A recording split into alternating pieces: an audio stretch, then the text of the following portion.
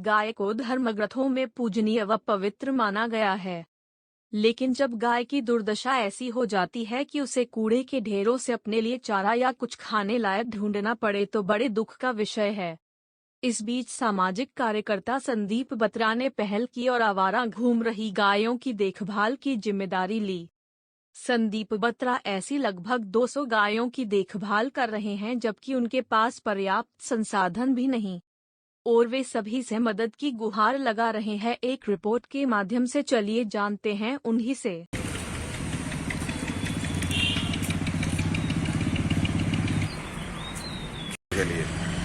जय गौ माता की। मैं संदीप बत्रा इस शहर का एक जिम्मेवार नागरिक होने के साथ जिला विधिक सेवाएं प्राधिकरण की तरफ से कानूनी सेवक भी हूं।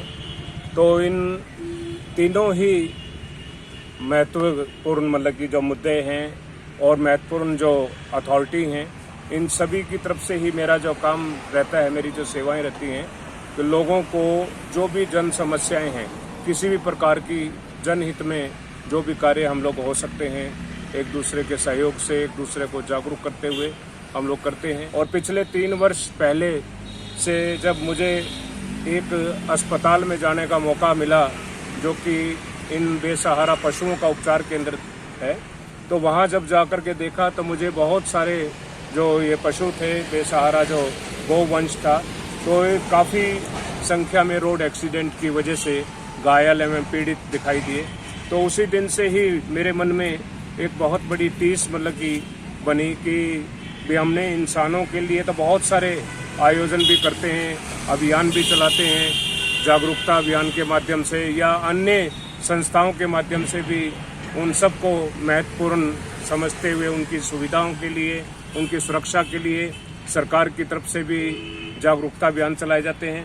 लेकिन इन बेसहारा जीव जंतुओं के प्रति ऐसे कोई भी अभियान नहीं चलाए जाते और बहुत ही कम लोग हैं, बहुत ही कम संस्थाएं हैं जो कि इन जीव जंतुओं के प्रति अभियान चला रही हैं और इनकी सेवा और सुरक्षा पर काम कर रही हैं। तो इसी उद्देश्य को लेकर के मैंने अपने सड़क सुरक्षा संगठन के बैनर तले ही मुझे लगभग 2.5 वर्ष पहले मैंने जिला प्रशासन के उच्च अधिकारियों से मुलाकात की, उनसे अनुरोध किया कि सर मैं आपके संज्ञान में ला करके इस प्रकार की कुछ सेवाएं शुरू करने जा रहा हूं।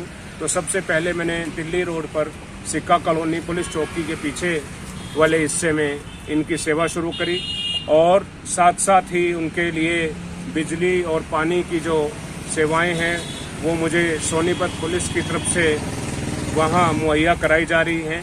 और साथ साथ अभी पिछले 3 महीने पहले ही मैंने यहाँ हुड्डा ग्राउंड में सेक्टर 15 के हुड्डा ग्राउंड में सिविल लाइन थाने के पीछे भी इसी प्रकार से ही इन बेसहारा पशुओं को सड़क दुर्घटनाओं से बचाने के साथ साथ और इनको कूड़े के ढेर से दूर करने के उद्देश्य से यहाँ पर भी आम जनमानस के सहयोग से यहाँ सेवा शुरू कर रखी है।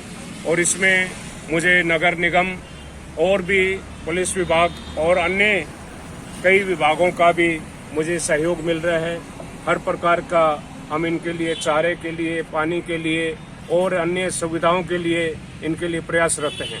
और मैं आम जनता से भी और तमाम संस्थाओं से भी अपील करना चाहता हूं कि अगर आप लोगों को कहीं पर भी अपने आसपास कोई भी बेसहारा पशु पक्षी या अन्य जीव जंतु अगर भटकते हुए दिखाई देते हैं तो कृपया आप हमारे संगठन के साथ सहयोगी बन सकते हैं।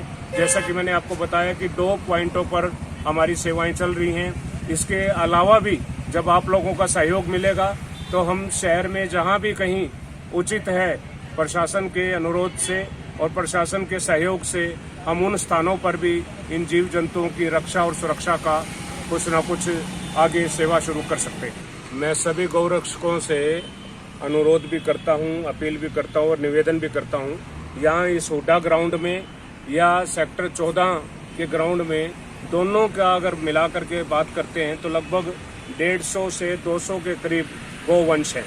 अब 150 से 200 गौवंशों को एक साथ चारा खिलाना, उनको पानी पिलाना या किसी प्रकार की उनको कोई तकलीफ है, कोई बीमार है, उनके लिए हर प्रकार के साधन मुहैया कराना, क्या मैं अकेला काफ़ी हूँ?